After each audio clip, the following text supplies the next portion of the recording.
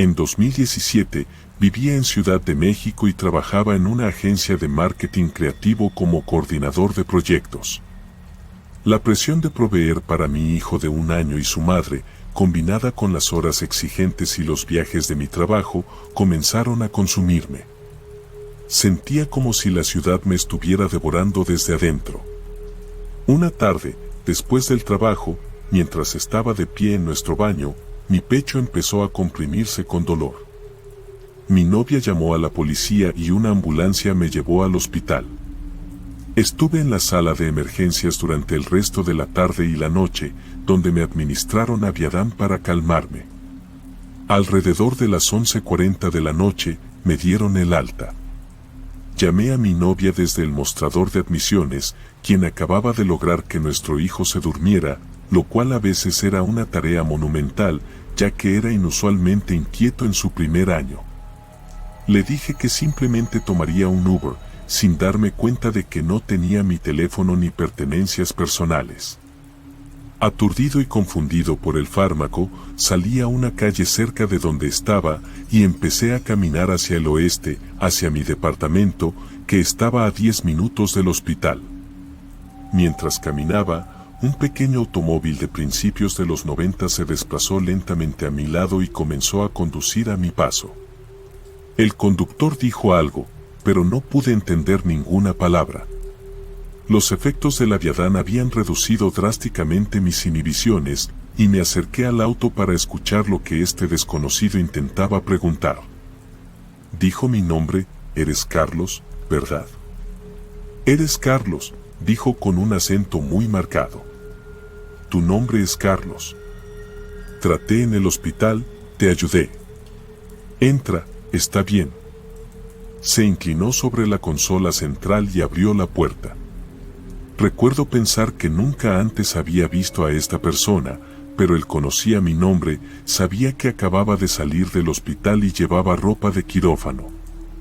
Además, este hombre era pequeño y frágil, no parecía una amenaza, a pesar de lo que normalmente habría sido mi mejor juicio. Entré al automóvil casi de inmediato, pero pronto lamenté mi decisión. Al entrar al vehículo, estaba desordenado, no era el auto de un médico. Había frascos de medicamentos vacíos y envases de comida para llevar esparcidos por el piso del auto, y la bandeja de cenizas estaba tan llena de colillas de cigarrillos que la mayoría de ellas se habían caído al suelo. Noté que el conductor iba más lento de lo que debería, al menos 10 kilómetros por debajo del límite de velocidad. Repentinamente, la realidad me golpeó. Estaba en un auto antiguo y desagradable con un hombre extraño que no conocía, en medio de la noche, conduciendo por una calle aparentemente vacía en Ciudad de México, con las alarmas sonando repentinamente en mi mente. Le pedí que detuviera el auto, vivía a la vuelta de la esquina, le dije, y quería tomar aire fresco antes de llegar a casa por la noche. El extraño hombre pequeño no se detuvo, sintiendo mi miedo, extendió su mano y la colocó en el interior de mi muslo, sonriendo. «Está bien, ya estás aquí. Nada de ayudarte ahora, te ayudas a ti mismo, me ayudas a mí». Traté de racionalizar esta extraña declaración. Claramente, español no era su primer idioma. Esto es Ciudad de México, pensé. Este hombre ve personas jóvenes y desesperadas todos los días, trabajando en las calles. Manipulador, repugnante y espeluznante. Sí, pero peligroso. No estaba dispuesto a descubrirlo en este momento. El Aviadan no era rival para mi miedo y adrenalina. Instintivamente, agarré su cintura y la arrojé hacia atrás. No soy un truco. Me tocas de nuevo y te tocaré. Detén el auto ahora, mientras el auto comenzaba a reducir la velocidad. Pensé en saltar. Debo haber tenido los dedos envueltos alrededor de la palanca de la puerta porque, en ese momento, me di cuenta de que la puerta no se abría. Justo cuando estaba a punto de exigir nuevamente que me dejaran salir del auto de este hombre, me di cuenta de que algo iba realmente mal. Cuando giré la cabeza para mirarlo, sentí como si estuviera experimentando déjà vu, como si ya hubiera girado la cabeza, pero estaba en algún tipo de bucle temporal. De repente, me vi a mí mismo desde afuera y por encima del auto, podía ver todo. Estaba completamente reclinado en el asiento del pasajero de este auto, mientras volábamos por la carretera con los ojos bien abiertos y las pupilas del tamaño de canicas. Fue la cosa más aterradora que había experimentado en mi vida. No sé si lo que estaba viendo era real o imaginario, pero mi secuestrador tenía una mano en el volante y la otra parecía estar revisando mi bolsillo izquierdo, como si estuviera buscando algo frenéticamente. No sé cómo explicar el resto de esta experiencia, pero tengo fuertes recuerdos de volver a la realidad bajo la luz fluorescente de una gasolinera, encontrándome mirando la palanca de la puerta y sin poder moverme. Lo siguiente que supe fue que estaba entrando a una tienda de conveniencia buscando un teléfono. Me sentía como si un tren me hubiera golpeado, y recuerdo estar tan confundido y avergonzado que ni siquiera podía articular lo que acababa de suceder. No sabía si habían pasado 20 minutos desde que subí al auto de ese hombre o 8 horas. Ni siquiera sabía si algo había sucedido, tal vez estaba en medio de un quiebre psicótico. Cuando salió el sol, me di cuenta de que estaba en otra calle que no era el mismo en el que estaba antes. Recordé mirar la pulsera del hospital y recordé el ataque de pánico, la sala de emergencias, el médico de emergencias que me trató tan amablemente y la mujer que me ayudó a llamar a mi novia antes de irme. También recordé al pequeño hombre que llevaba ropa de quirófano y me llamaba por mi nombre, ofreciéndome egoístamente un viaje a casa. No recuerdo haberle dicho dónde vivía. Y él nunca lo hizo.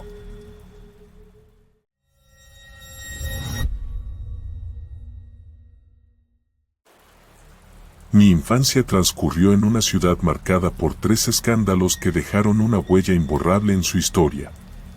El primero de ellos se remonta a mucho antes de mi nacimiento, cuando un astuto abogado resultó ser un estafador que saqueó el fondo de pensiones de su socio durante casi 2 décadas. La respuesta del agraviado fue tan explosiva como inesperada. Frente a la casa del ladrón, descargó una ametralladora. Aunque el ladrón no estaba en casa en ese momento, su auto y su hogar quedaron destrozados, y la esposa recibió un disparo en la cadera. Ambos hombres terminaron tras las rejas, uno por malversación y otro por intento de asesinato. El segundo escándalo involucró a un pastor de unos 50 años que escapó con una estudiante de secundaria. Rumores de un posible embarazo circulaban y la pareja nunca volvió a ser vista. Sin embargo, el tercero y más impactante de los escándalos ocurrió a finales de los 90, cuando yo aún estaba en la escuela primaria. Una mujer recibió una llamada a las 3 de la mañana de su hija adulta. La voz de la hija, entrecortada por el llanto, apenas pronunció unas palabras: «Mamá, necesitamos recoger a los niños. Te quiero». Luego, la llamada se cortó abruptamente. Llena de temor, la madre se apresuró a la casa de su hija. Al golpear la puerta, las luces estaban encendidas, pero nadie respondía. Descubrió que todas las puertas estaban cerradas con llave. Alarmada, llamó a la policía. Los agentes, tras forzar la entrada, encontraron a los 2 nietos durmiendo profundamente en su habitación, inconscientes de la tragedia que se avecinaba. Luego, regresaron con la abuela, con rostros pálidos y ojos abiertos de par en par. Le informaron que debía llevar a los niños a su casa durante la noche, ya que la casa se convertiría en escena de un crimen importante en las próximas horas. Se rumorea que la abuela, en ese momento, presentía que su hija había cometido algo atroz, pero desconocía los detalles.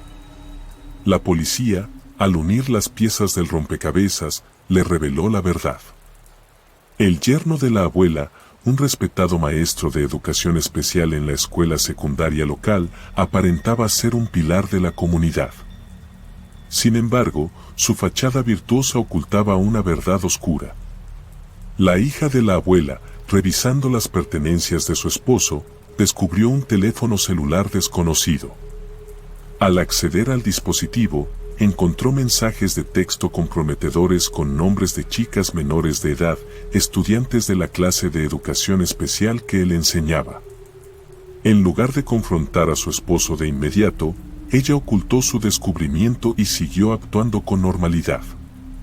Esa noche, tras dejar que su esposo se fuera a dormir, cerró con llave a sus 2 hijos en su habitación y lo apuñaló hasta la muerte con un cuchillo de cocina mientras yacía dormido.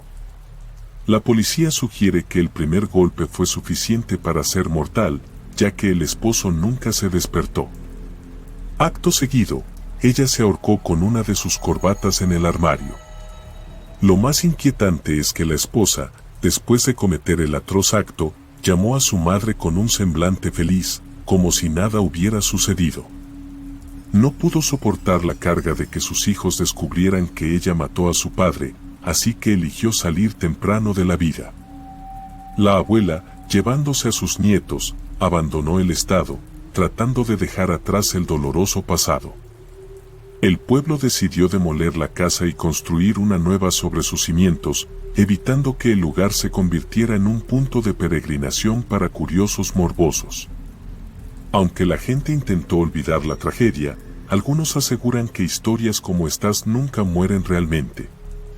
Aún persisten en la memoria colectiva, esperando ser reemplazadas por tragedias más recientes que las desplacen. La rueda de la historia continúa girando, alimentada por eventos impactantes que nunca dejan de ocurrir mientras haya personas dispuestas a causar tragedias.